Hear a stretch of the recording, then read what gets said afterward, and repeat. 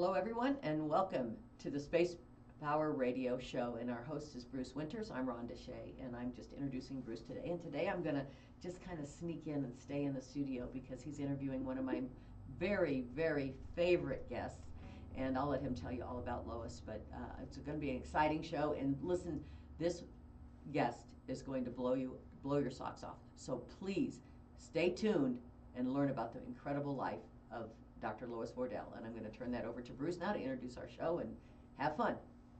Great. Thank you, Rhonda. And hey, you and I will have a conversation a little bit later, too, talking about the Space Power Conference coming up next week. But I do have a couple of great guests. We'll get to them in a minute, but I want to start off, as always, with a few minutes of space news, some headlines for you, just to kind of keep you updated on what's going on. So in the Space Force, they've activated a component field command in Japan. So the Space Force doing some just really expanding and really moving out, which is great to see. I saw this one was interesting. Chief Master Sergeant Bentavenia was at the B2 that's how it's pronounced, space base in Greenland about a week ago, a little bit more. He's still probably thawing out from that, but he made a trip up there. That happens to be a real key location for activities just because of where it's located. Early missile warning, space domain awareness capabilities are key, and that is a major participant in all of that. Last thing I saw that I thought was interesting is the very first Space Force Guardian to be launched into space, Colonel Nick Hogg, launched in September, actually had a call with STEM students from the ISS. So had a downlink hosted by the JEKL, perhaps it's called Jekyll Institute, middle of November, and it was at the Denver Museum of Nature and Science where the students were, and they had a chance to talk with Colonel Hogg. So I thought that was that's always kind of cool. A couple other things I want to highlight to you. There is a new Space Force Association magazine out, and it's great. You can check the flip book on the website at ussfa.org. But we've got a couple of great things. There's always 15, 20 articles in there. I love them all, but I'll highlight a couple for you just to get your whistle wetted a bit. So there's an interview with Rob Matrevsky, who is the L3 Harris VP and General Manager, Spectral Solutions. That is great. And just a little sneak preview, we'll have Rob on the show in January 3rd, so he'll be one of our guests. But check out that interview, and we'll dive in a little bit deeper with Rob in January. And then great interview with General Seba in charge of STARCOM. And STARCOM's on the move. So there are 5 space deltas for STARCOM, and they are transitioning to their final basing locations, and the general is moving the headquarters of STARCOM to Central Florida, which is significant because Central Florida is actually a location for training, simulation. All the branches actually have key locations in Florida. So I was really excited to see that because that means the industry partners that are already there in Central Florida, Space Force will be able to take advantage of that and move quickly. So excellent stuff there. And hey, I'm going to highlight one other thing too. The previous issue out in the fall, the Space Force magazine has a great interview with Lee Rosen, CEO of Think Orbital, and also one with Dr. Lois Wardell. And she is my very first guest, and I'm super excited about talking with her.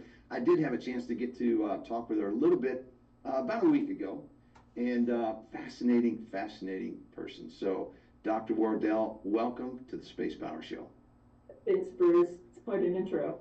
Yeah, well, super excited. So I found out we have some common ground. So you and I both come from the mighty state of Missouri, and you've ended up in Maui, so yeah, by way of Antarctica.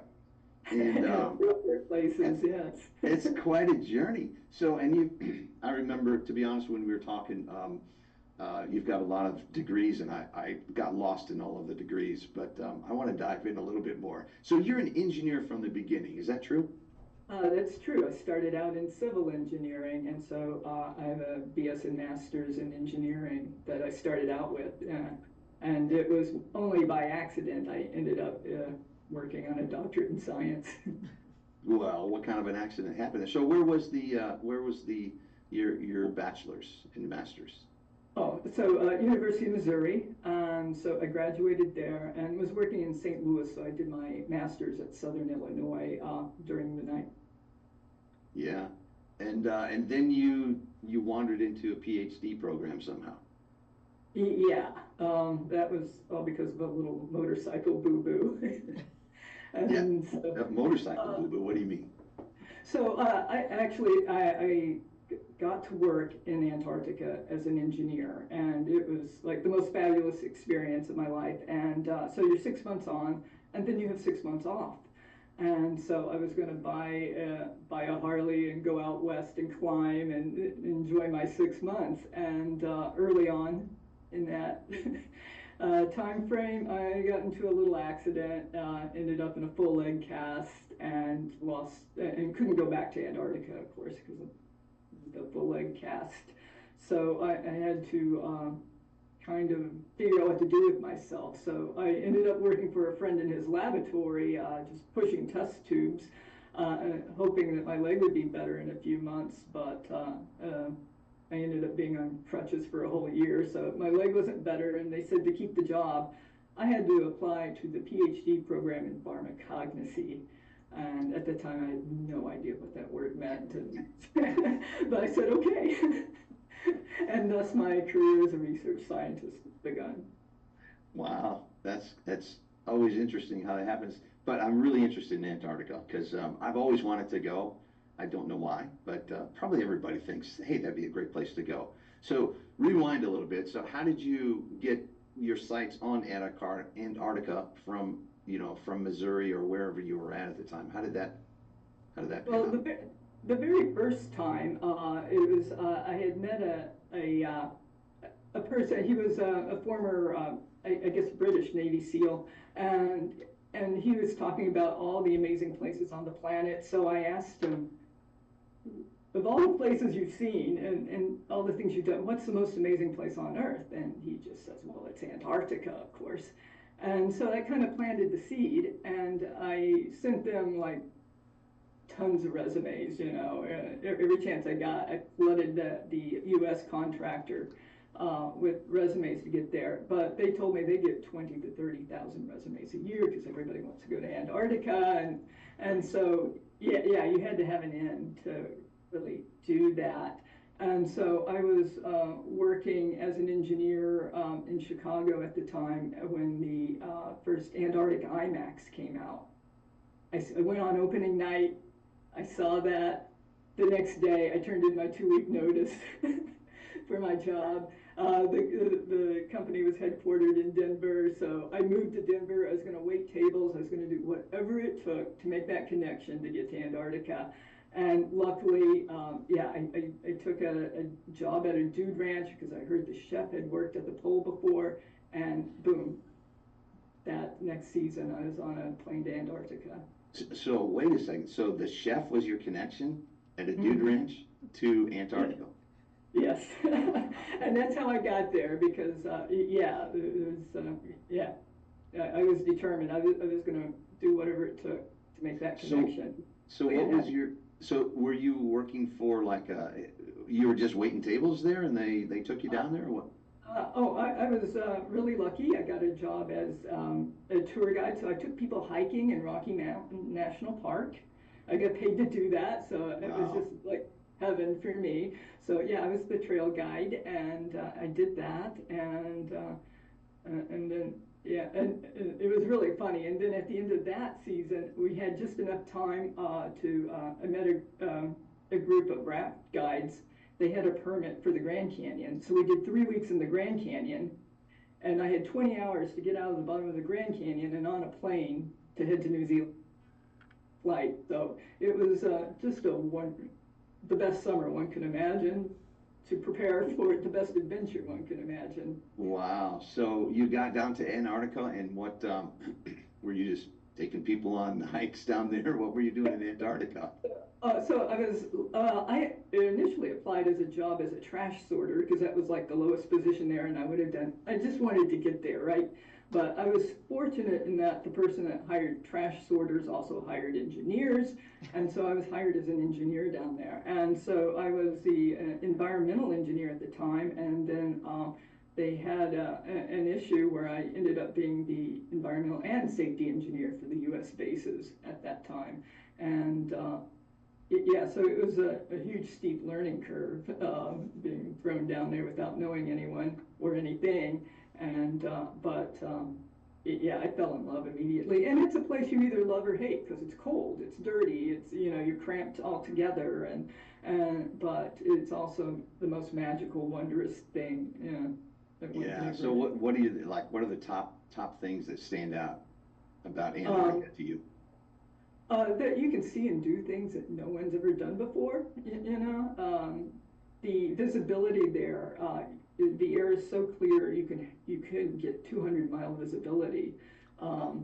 Yeah, and so the flying to South Pole, the C-130 crevasse is so big that the C-130 flies through them. You know, it is just the ice.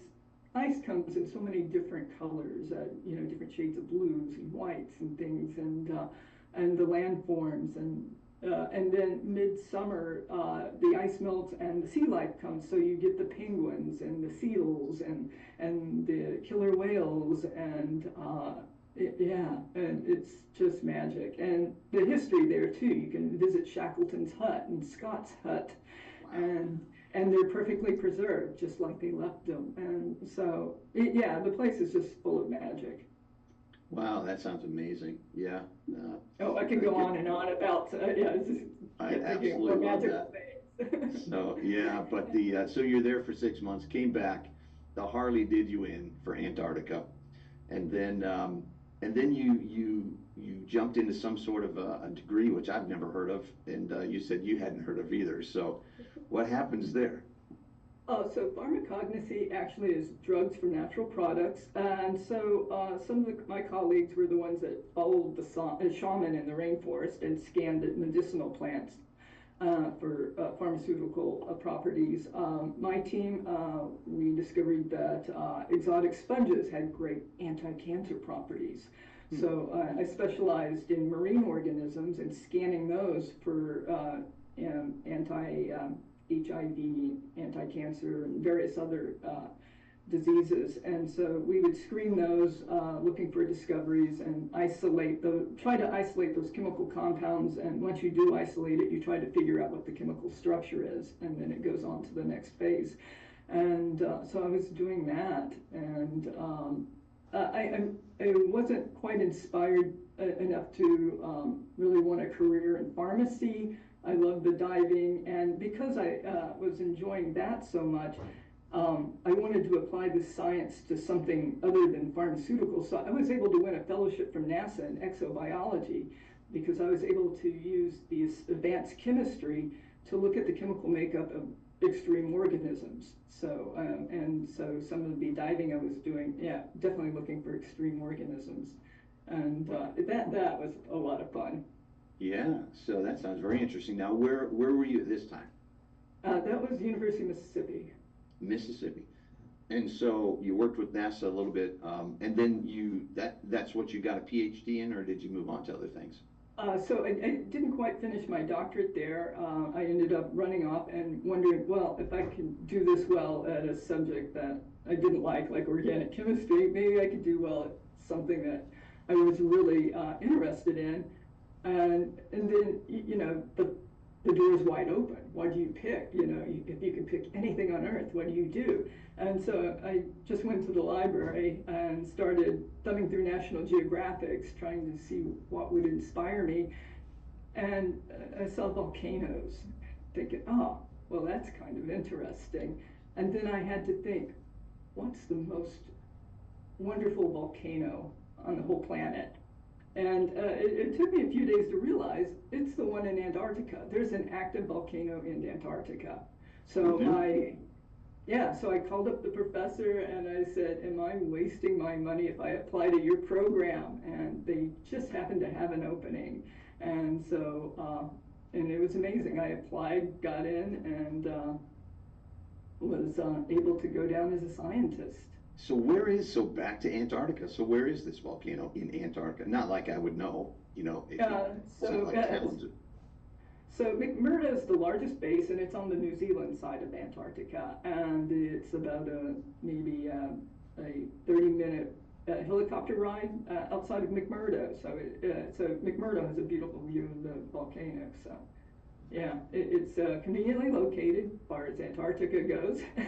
But it was actually a wonderful research project, because I was interested in the gases that come out of volcanoes. And that one was very special, not only because of the chemistry and the makeup of it, but because there's no other competing industry sources. So everything it was measuring was just from the volcano, because the background atmosphere was so good. Now, I think you were telling me before that to measure those things, you actually go up to the volcano, to the active volcano, and you stand there, right?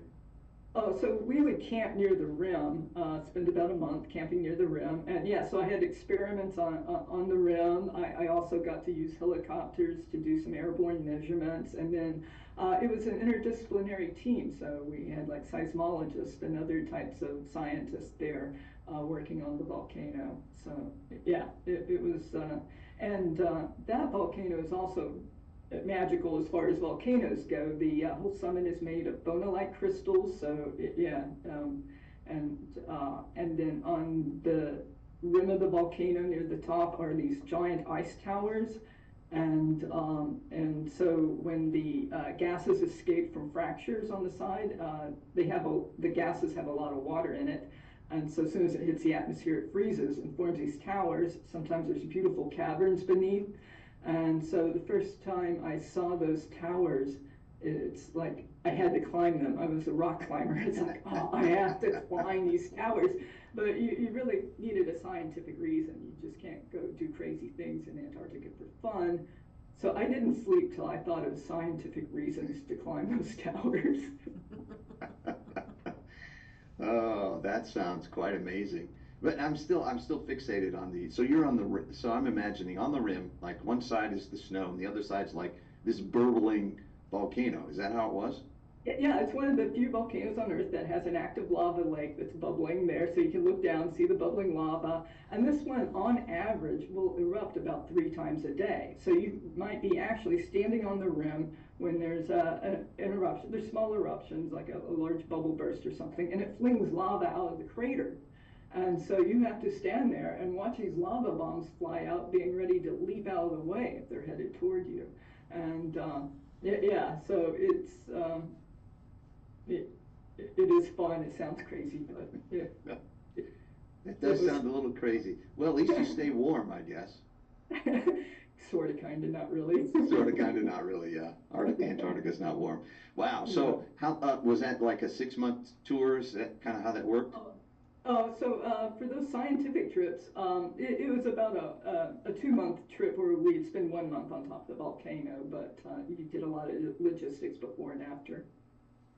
Okay, so then that's taking you a little further in your academic progression there. So so you came back and you wrote all this stuff. What's next then?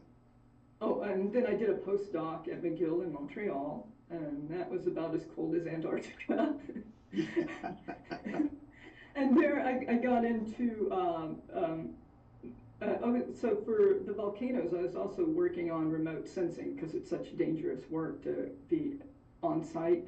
And so for my postdoc, I was developing sensors, both handheld and also satellite remote sensing techniques. And so I definitely got to travel to a lot of volcanoes with these handheld sensors, doing testing and measurements and things. And so that was a lot of fun. Had some fun adventures there. And after my postdoc, I got recruited by the UAS industry, the unmanned aerial systems, so for drone development, because I spent a lot of time hanging out of helicopters with sensors, so it made sense to start developing sensors for drones. And so I did that for a number of years. And I even got to have a project in Greenland. I heard you mention Greenland earlier. And wow. So I got to ask you. Yeah, you did. So you're the volcano expert here. So I got to ask you. So you already said the one in Antarctica is the most beautiful one in the world. So what are your other top three volcanoes? Oh boy, that's tough. The most, I think the one that was most difficult to get to was, and um, geochemically speaking, is the most fascinating because it produces pure rhenium crystals, rhenium sulfide crystals, is the one in the Kurile Islands, Karinsky. So that took I don't even know where's that in the world. I don't recognize any of those words. Oh, yeah, so the Kuriles are off the east coast of Russia, the Russian islands, north of Japan, but below the Aleutians. And the only way we had to get there was hitchhiking on salmon fishing boats during salmon season. And so that's if you have more time, that was a fabulous adventure. And so that one's kind of special. Also, the ones in Kamchatka in Russia are big and amazing, beautiful. And then other favorites, they're all kind of special. But I remember I love Stromboli in Sicily, in Italy, where you could. I was sitting there with my remotes and handheld remote portable sensor. I put it on this I was at a gelato stand. I put it on the table. I'm eating gelato, aiming at the top of Stromboli because it was having small eruptions every 20 minutes. So I was sitting there collecting data at a gelato stand, and yeah, it's kind of hard to beat too. Yeah, gosh, that sounds pretty amazing. Well, yeah, gosh, if we ever need to take a tour of volcanoes, you know who to talk to. So I got to ask you this. So Missouri, Antarctica, volcanoes, but you got to Maui somehow. Is that volcanic related? Not really. No, but it's funny how one thing just leads to another. I definitely wanted a career in space. Just things were, as the space industry is booming, it was just so exciting and interesting. And I was noticing that the sensor work I was doing for the unmanned aircraft, very similar to what's put on satellites. You change the optics out, but very similar technology. So I thought that shouldn't be a difficult transition. Um, I definitely started working in the space industry. Not exactly working with sensors, but I ended up working as a test engineer, and then and because of the development of the new space test range and things like that, yeah, I was relocated to Maui to work with the telescope there. So, Wow. Yeah. So you've had some pretty fortunate moves in life. yeah, yes. Yeah. Gosh. And a lot of it unintentional, but just really, yeah. But Yeah, I that's guess fascinating I'm very stuff. lucky. So Space Force Association. So you are the chair of the Women in Space program, and as we talked about, you and I last time, things are just getting rolling there, and you have some plans for next year. But how did you get connected with and why with the Space Force Association? So being new to the space sector, I was really looking for an organization to join that catered specifically to space and really to women in space, because I thought that was the best way to help me network and really get integrated in the space community. And I really couldn't find anything. There are some that cater to, aerospace in general, which encompasses a broader field. And so I was fortunate enough to go to one of the early Space Force Association meetings and met Bill Wolf, and so I asked him, well, I'm looking for a women in space organization to join. Do you know of any? And he said, no, but you should start one. And so that's kind of how it began. Wow, that's yeah. Bill is famous for that too. So I think we've all been captured by ideas that kind of rebound back onto us. I'm like, oh, Yes. okay, it is a great idea. Now I get to work on it. So Yeah. yeah. So you're in town for the conference next week, Space Power Conference. Folks can find you there. I would encourage anybody listening, particularly women, to look you up, catch you in the hallway, Definitely. that kind of thing. But tell me kind of like your plans for women in space. What are your hopes and dreams for the program? Yeah, I think it's really important to have a professional organization that also focuses on women in the military. So our female guardians definitely need a professional organization and to help them network with women on the outside in industry and doing the various things from policy to to the technical work. And so I want to make sure they're not forgotten, because in a lot of the professional, I come from industry, so in all the professional organizations I've been in, the military has never been, a big part of the focus, or recruiting part. And I want to make sure that that happens, and being able to work, on military bases and things like that. I got to know a lot of female guardians and talk to them about what their needs were. And it seems like there is a need for an organization that caters to them. So I really think that is an important aspect. Yeah, I completely agree with you. And going into 2025, any high level, one or two bullet points that you're thinking you might do with the Women in Space program? Yeah, we definitely want to work on outreach and mentoring and all of those things, but one of the concepts I really want to focus on is not reinventing the wheel. There are a lot of great organizations out there that are doing that. Maybe we can help them and help integrate things and support good things that are happening out there rather than starting our own from scratch. And so I definitely want to create a network where women are having easy access to all of those different resources. Yeah, that's tremendous. Well, Dr. Wardell, thank you so much for taking time to talk with us, and I'll look forward to seeing you next week at the conference myself, and I encourage anybody out there to catch Dr. Wardell at the conference, buy her a cup of coffee, and yeah, and we'll have to have you come back, because I still want to hear about the adventure on the hitchhiking on the salmon boats. Okay, yeah, anytime. Okay, Thanks, thank Bruce. you. Thank you, Dr. Wardell.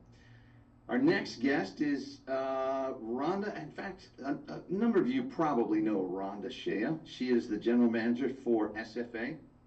And Rhonda, I've had the chance to work with Rhonda for, oh gosh, almost a year now. I've known Rhonda. And great to work with, fabulous. I feel like we click on a lot of things. And but I realize what I don't know is much about Rhonda's background. So live in front of thousands of people, we're going to get to know Rhonda a little bit more today. You might mention that Lois is still, I think, on the screen. So Lois, I think you're still on the screen, so you might want to be careful what's in the background. I'm not sure. There we go. Okay. Can you hear me? First of all, can you hear me? Okay. Yes, I hear you very well. I'm really thrilled Perfect. to be here.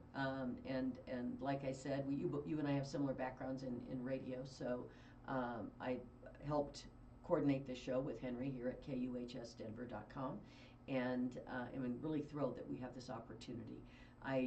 Again, the Space Force Association is very special to me. I do not have a background in space. I feel like an absolute moron when after someone like Lois talks. It's like, okay, and what have you done with your life? Nothing. I'm a slug.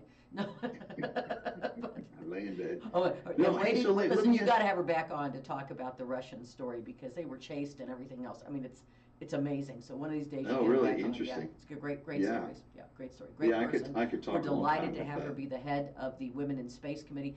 She doesn't brag about herself, but I mean, this woman is really, truly genius level, and has a personality and fun and everything else to go with it. It's not fair, maybe you could be that smart, but you shouldn't be that fun to hang out with too. And if you are going to the conference, look her up. We're going to be promoting and really launching that Women in Space program this year. And you don't have to be a space expert to be a woman in space. There are many jobs that you do not have to be the math whiz or the geography whiz or those types of things. You can be someone who supports it, like I did initially with your public relations, or many other jobs in the sector, not just with SFA but with the space sector, that do not require you to necessarily be in the trenches as a scientist, but you might be an enthusiast and be able to land a job somewhere. So let me ask you something, Rhonda. Sure. So how in the world did you get from radio, which you and I had the common background in, to the Space Force Association? Well, these things kind of happen serendipitously. I spent many years in Denver, in the Denver market, that's where I'm from, working in radio and television in a variety of capacities, from on-air to being a general manager of Radio Disney. So there you go. And then in that journey, as you know, you move around a lot because you go from station to station or whatever.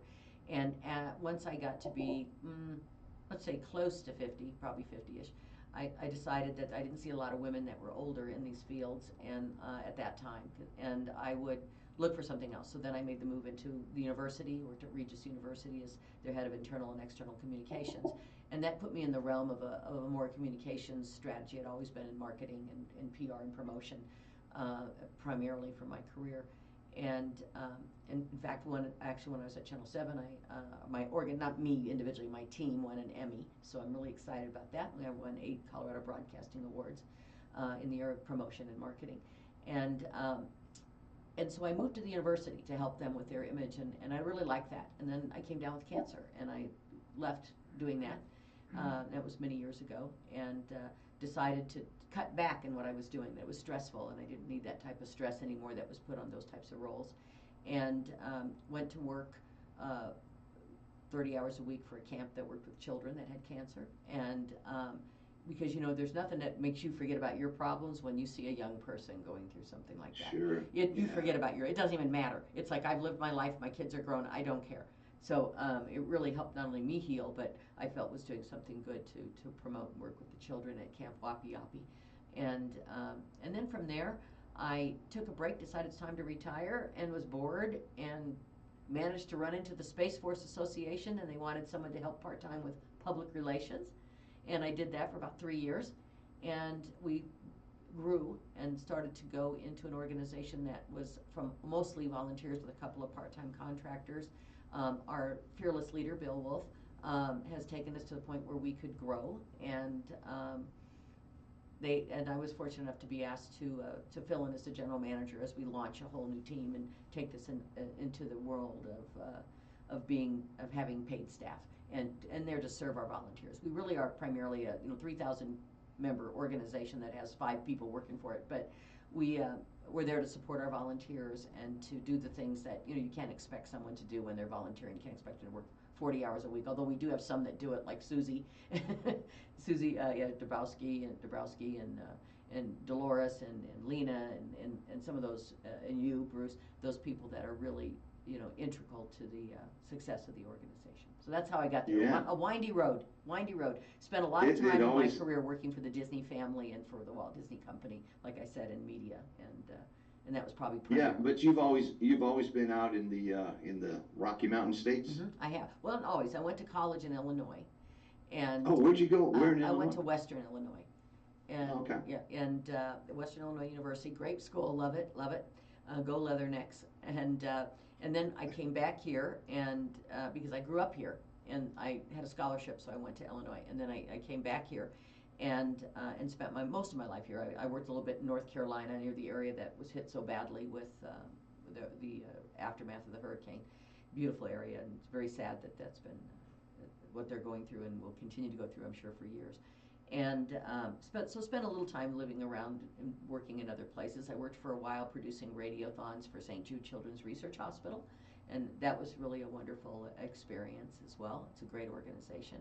And I've just been lucky, and so I took this on because I was interested in space. I mean, as you spend, especially when you work in radio and television, everything is satellite anymore. Everything's up there, right? And so, from the perspective of a person who depended on that when running a radio station, particularly one that was a satellite-fed station like Radio Disney, you typically, you're aware of all of the things that it's doing, and being around a newsroom, not in one, but around it, I would see all this interesting information coming out about space. So when the opportunity came to help them with public relations at the Space Force Association, I was thrilled to be able to help, and I felt it was helping my country because we are the military organization that serves.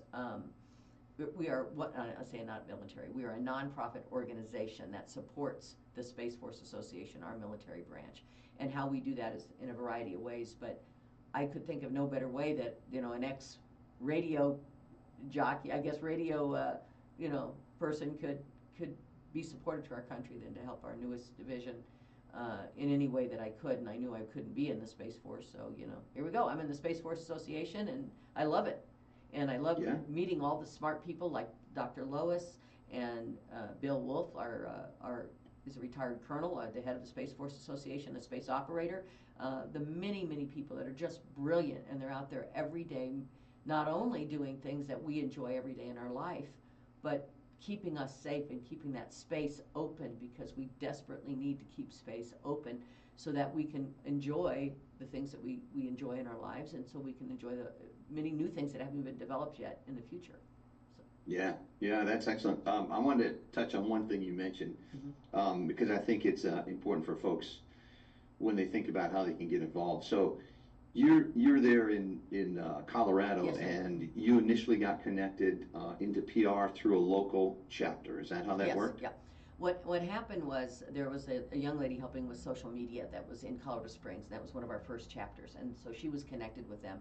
And when they needed a little more PR support, she felt that we needed to call somebody that knew PR, and so she knew me through a family member.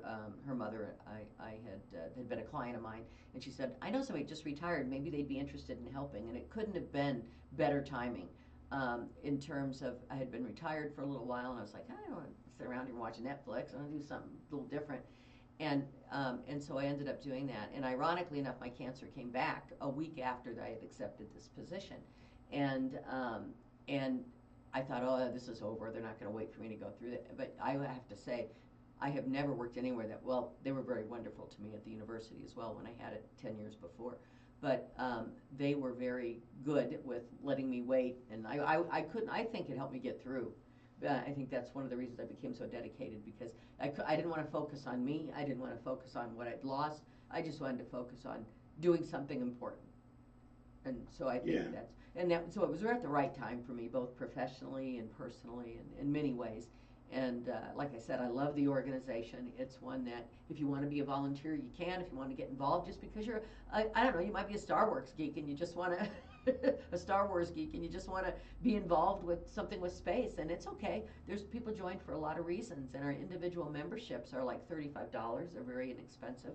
And you just get up on the news and you know what's happening, and I just think it's a great way to stay informed on what I think is, and we all know is reality is. It's a very, I don't want to say exploding, it's a bad word to use, but it's a sector of business that is just growing leaps and bounds, both commercially and militarily. So. Yeah, that's, I mean, such a good point too. You know, it's interesting. I as you know, I'm a volunteer as well, and I just happened because I was located in Florida, and the very first Space Power Conference was last year at this time, same time last year.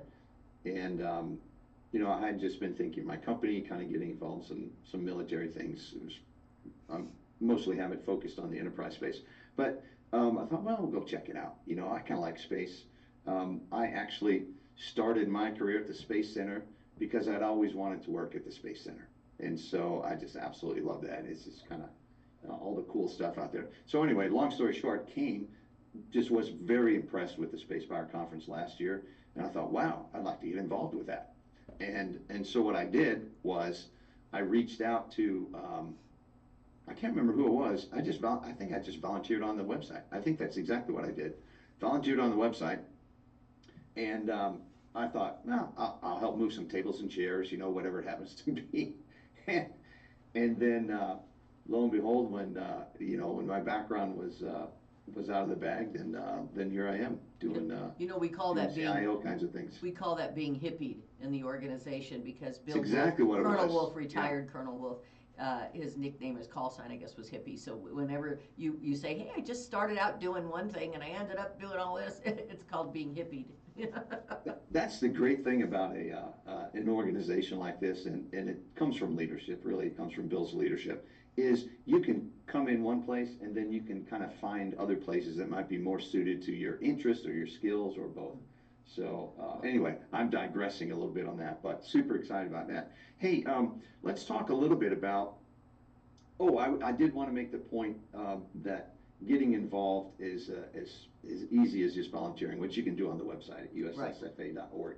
And I will say I should have counted this before we came on air, but there are somewhere between 30 and 40 chapters across the United States. So there's likely to be one not far from you.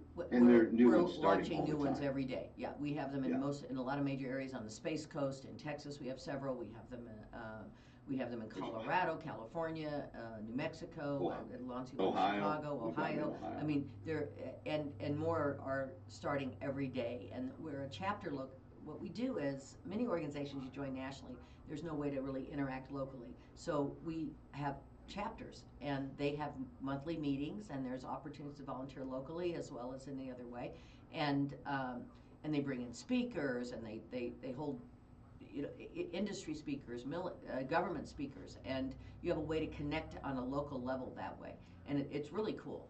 And then of course we have our national conference, which we're about ready to go into. I'm leaving tomorrow morning for Orlando, which is where it's been held the last 2 years, and it's truly last year, the coolest thing that I got to do, and it's sold out. I'm sorry, folks, for buying tickets right now. It's sold out, but next year we're going to get a bigger and better place. So, and the public, I mean, you can go. You don't have to be a space person to go. We do background check you, though. We don't want any spies in there. But what I was going to say is that the coolest thing that I found last year was, I think it was Bylight. I'm not sure which company, but someone had VR glasses and the simulation of the space station.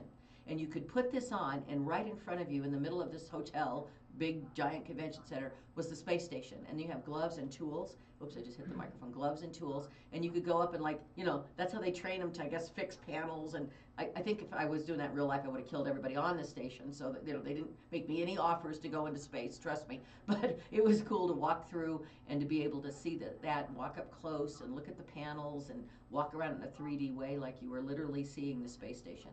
And so there are really cool things like that take place. There was a replica of the capsule from Blue Origin that was there, and you could go sit in there and pretend you were a billionaire that went into space. And it was really cool. It was really cool. And then there, of course, there are meetings and side meetings with the Guardians, which is, for those of you who don't know, where we have soldiers in the Army and we have seamen in the Navy. We have Guardians in the Space Force.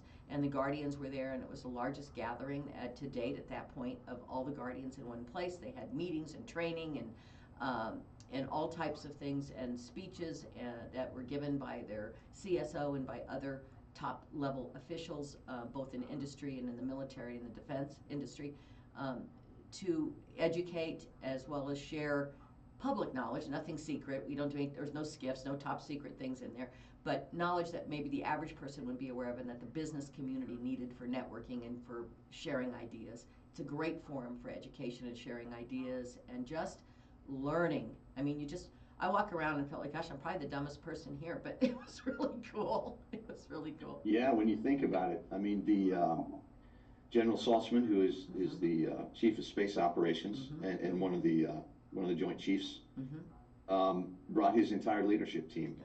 I tell you, as someone who's been in, I'll call it enterprise space, the private sector for many, many years, I've been to a million conferences, literally a million. It feels like a million, but many, many conferences.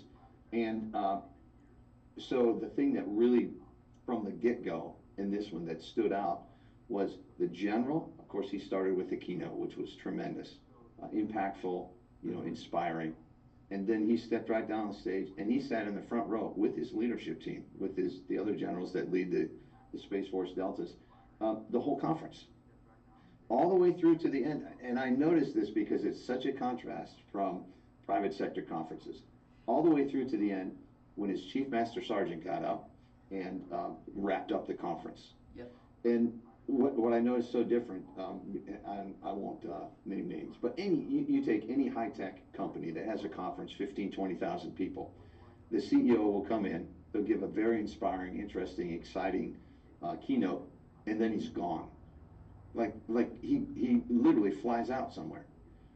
That's such a contrast with General Saltzman and his team. They were right there the whole time. Well, that really stood out to me. The other thing that stood out to me too. Here's something you never find at a civilian conference: a 5K going on. Yeah, we had a lot of stuff going on. We call it anyone Space signing Week. up for 5Ks. Yeah, we call it Space Week. Yeah, and we do have a golf tournament. We have before the conference starts. We have a golf tournament on Monday. There's still some spots in that if you can't go to the conference. It's in Orlando though. So and that's out in Cocoa Beach, am I right? And then we have the T-10 miler that's part of the base there that we're supporting, and we have mini runners in that. There's a lot of things going on. There's some launches going on, maybe. You never know with launches, but hopefully there'll be some launches going on while we're there. And the conference is about 2,000 people, a little over 2,000 people.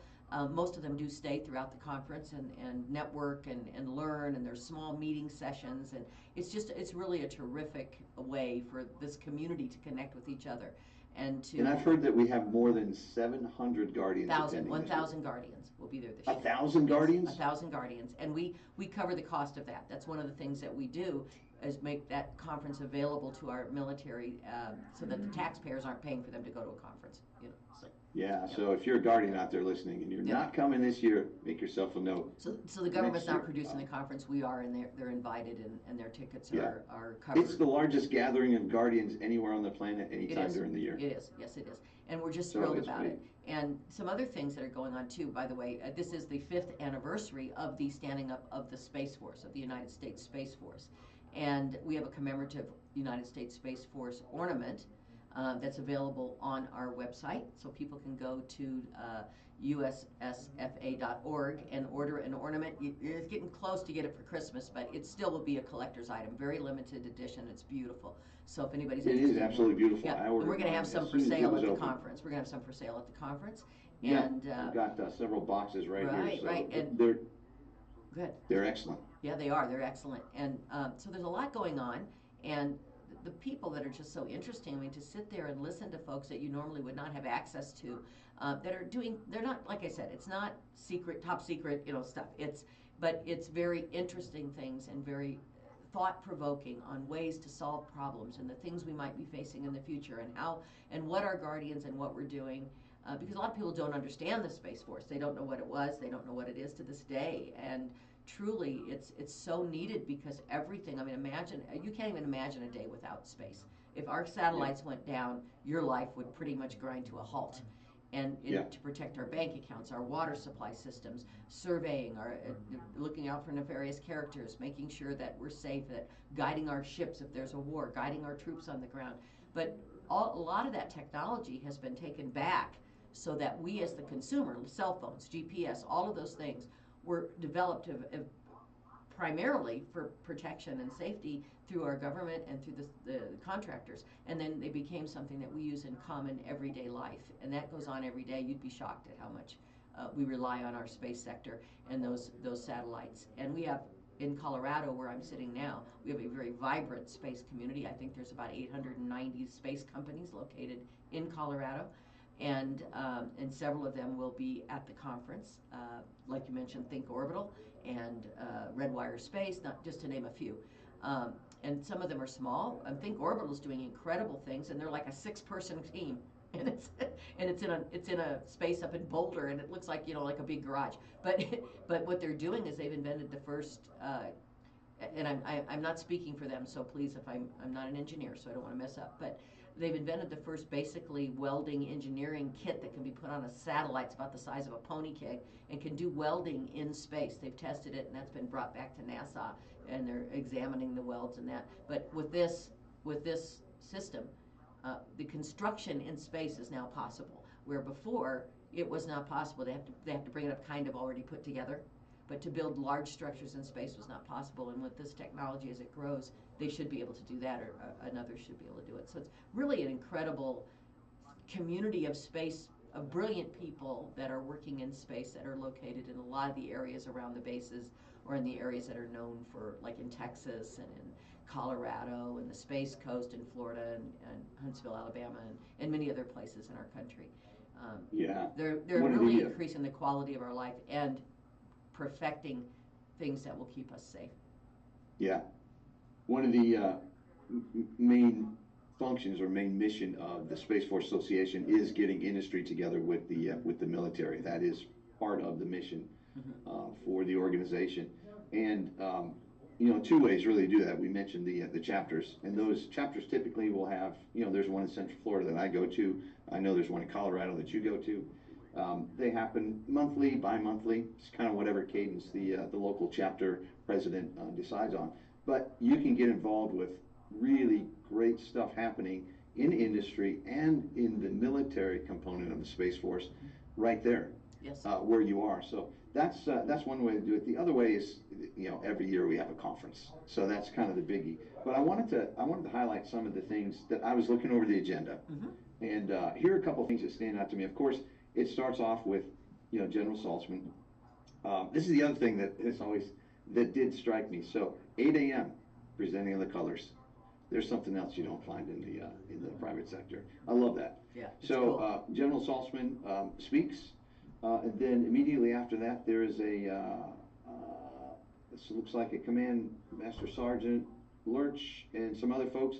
They give a threat brief. It's an unclassified briefing. Right, it's unclassified. Everything is unclassified. We do nothing classified. Yeah. Okay. It talks about all kinds of things that are threats to operations, things that have been publicly acknowledged, things that I had no idea, and it really kind of provides context for the rest of the conference. I'll tell you I'll add a funny story in there about sitting in on things you know nothing about. I'm privileged occasionally to represent the Space Force Association at a conference call that is just a call, a Teams call or a Zoom call, and there are members of the Pentagon on it and people from a variety of nonprofits and other sectors, and they kind of just tell you about things that are happening that are public knowledge, but just give you a little more update. And so the first one I sat on, they were talking about the Suez Canal issues with everything going on in Gaza and stuff, and that the ships were having trouble getting through the canal, and everybody's talking about all this satellite stuff and all the different things, and I'm thinking, the ships aren't getting through, and I'm texting my sister saying, buy toilet paper. No, I'm just kidding. But it's really a privilege to listen to these things, and they're not classified. We do nothing classified there. We couldn't, of course. We're not a government agency, and they're not going to tell us, and they're not going to publicize that. But there are things that are little known facts that are public, and things that you can learn just as an average layman. Of course, the networking that goes on between all the people in the corporations and the government, that type of stuff is wonderful. But as a layman, you can go and you can really pick up interesting knowledge. And I wanted to say this because after the conference, we're taking these keynote speeches and these panels, and we're putting those up on our YouTube channel. So in January, you'll be able to see the same thing that many of us saw, and hear those things and learn about really interesting things that are taking place, and the discoveries and the way that they're taking I love creativity, and that's what we're really surrounded by when it comes to the Space Force and the industry. They're taking maybe things that have already been there, and they're putting together in different ways, so they have whole new uses and whole new applications to bring us a better life. And I really think, as a layman, and some of the people listening here are not necessarily space people, but if you go to our YouTube channel, Space Force Association, you're going to be able to see these things, and you're just going to be fascinated. You really are. Yeah, that's so true. Here's another one, Ron, I'm looking forward to on Tuesday, which will also be up on the channel in January. Space Operations for Great Power Competition. I remember last year, I believe there's a quote from a Marine general who kind of captured everything for me about space and its importance. He said, if you don't win in the space domain, nothing else matters. That's true. And that's absolutely true. Absolutely because true. All the communications, all the surveillance, everything, space is what the air was back in World War I and II. Right. So if you didn't imagine if you didn't have an Air Force in World War II, what would have happened? Yeah. So yes, this is, and space is definitely that domain. Like I said. And then there's a great panel coming up on future technology, which, as you know, I'm a techie guy, so I love that. Yeah. That's going to be a great one. That's also, I think, on Tuesday. Then we've got and there's some Wednesday. Discussions about AI and what the implications are, on these very controlled models, not the Chat GPT stuff, but the very integral things that it can be used for. There's all kinds of things going on, and we have Guardians that'll be speaking from their perspective coming up on that first day, what it's like to be a junior Guardian. I mean, you may be in college right now, and you may be wondering what kind of career. Well, let me tell you, the Space Force is a different kind of animal. If you're interested in joining that, your Air Force recruiter can help you, and you should find out about it, because it really is a fascinating field, and there's room. And that's going to be a good one too, because when you think about it, Rhonda, the Space Force was formed from people volunteering from other branches, right? But these are you know, I'll call them native gardens. There's actually a term that they use, is OGs, original guardians. Yes, and legacy guardians are the people who retired from space operations before the Space Force, and they're Yeah. and that's another. So that'll be great. Hey, we haven't mentioned this, but I think it's important to mention as well. The program executive officers are going to be represented there as well. So the civilian side, Mm-hmm. you know, the program civilian Mm-hmm. side of the Space Force. So Mm-hmm. we'll have all those. There's a great panel that's going to have all kinds of. Well, we have people from L3 PEO Harris. executives We there. have top executives from L3 Harris, from Amazon, from BlueStack, Blue Origin, SpaceWorks, SpaceX. I mean, I could just go on and on. AMD, ULA. I mean, if they're in space, they're here. They're at the conference, pretty much. I mean, if they're one of the space players in the space industry, they're at the conference. At least the sure. majority of them are. And here's an interesting thing too. As you know, Jared Isaacman is giving a couple of talks, thoughts from space. So he is the crew commander for Polaris Dawn, but more recently he is the nominee to head NASA. And what a great pick! What a great pick! Hopefully that all goes through. What a great pick! What a great man! He gets my vote. Yeah, he raised a ton of money when he took up his first civilian flight for St. Jude Children's Research Hospital. He was one of those kids that, you know, at 16, I think, had his first his first tech thing that made him very wealthy, and he's applied that in very kind and generous ways, as well as you know, going further and further and further. So he is the nominee. He will be there speaking, yeah, we're excited. And we gave him an award last year. It was a Humanitarian Space Award. And I mean, he is just an incredible person, and we're very excited, as all our speakers are. I mean, Lee Rosen, who you mentioned earlier with Think Orbital, was worked right under Elon Musk in developing his rockets, and he's the one that his company has come up with the engineering kits for space. We have small companies of 6, and we have large companies, like I said, L3 Harris, AMD, ULA, Johns Hopkins Labs. I mean, I could go on and on. RTX. Microsoft, you know, Parsons. I mean, we go on, and there's a number of smaller companies as well. So we are very blessed that these companies have chosen to be at our conference and share their insight and connect with each other to learn more about what each other does, and possibly network so they have future arrangements. Like these small companies, we have an area called Launchpad, and there's some small companies and startups in there, and they're going to have the opportunity to meet with these big boys, because sometimes the big boys need to hire subcontractors and smaller companies, and it's a great opportunity for them to show their innovation, and to not only all the attendees, but particularly to some of those larger companies.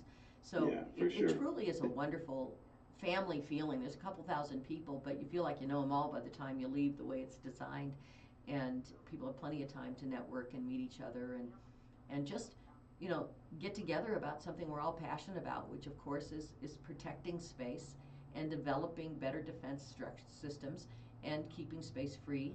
And I'm sorry, I know that sounds military, and sometimes people go, I don't see military in space. But if we don't have it, we're in trouble, because if nefarious characters take out like the Leo satellite constellation, for example, or things like that, we can end up with not being able to access banking, you know, water, like I mentioned before, so many things that impact our daily life. And plain safety, so our troops can protect us. We know who's coming, and we know where they are. You know, and that's important. Yeah, exactly. So, hey, gosh, we're getting to the top of the hour here. I want to do a quick wrap up and just encourage you, if you're coming to this Space Power Conference, I'd love to connect with you. I know Dr. Wardell would as well. Rhonda will be there. Please come up, say hello. And if you're not going to the conference this year, just keep an eye out for some tickets for next year. Yeah, and watch YouTube, because we go to our YouTube channel when it's over. You'll be able to hear a lot and see a lot of what's going on from that. Perfect. Hey, so again, thank you to Dr. Wardell for taking time. It's fabulous getting to know her. You bring and her Rhonda, back. It's been good getting to know you a little bit. So we got a few details out, so now we know you a little bit better. Well, I'm typically in the background, because truly the people we want to highlight are the people that are doing the work in space, and you know, I'm just there to support them and help, you know, at a ground level and bring support. But the folks that are in our organization that are truly in the trenches are the people that we are honored to have as members, and the people that we are honored to serve as staff at the SFA. So Space Force Association, visit us on the web, ussfa.org, and learn If more. I could just Follow us mention on the last. YouTube, Instagram, Facebook, you name it, we're on there. Yeah, exactly. So, and the next show, just for everybody, will be January the 3rd, same time, right here on a Friday. And we've got Rob Matrevsky from L3 Oh, Harris. you're gonna love him. I did an interview interviewed him for the article in the magazine. You're gonna love talking to this guy. He's great. Looking forward to talking to him. And we will have Mr. Bill Wolf to give us a kind of his thoughts on the Space Power Conference, but more importantly, looking into 2025. So Great. Please join us then. That'll be a Dr. that'll be a Waddell, top Rhonda, show. thank you for Thank joining you, us. Bruce, and I'll take it out from here and bring the music back up on the board here at the station. Thanks everybody for tuning in, checking again, like we said, on the first Friday of every month. Your host is Bruce Winters, and thank you all for joining us.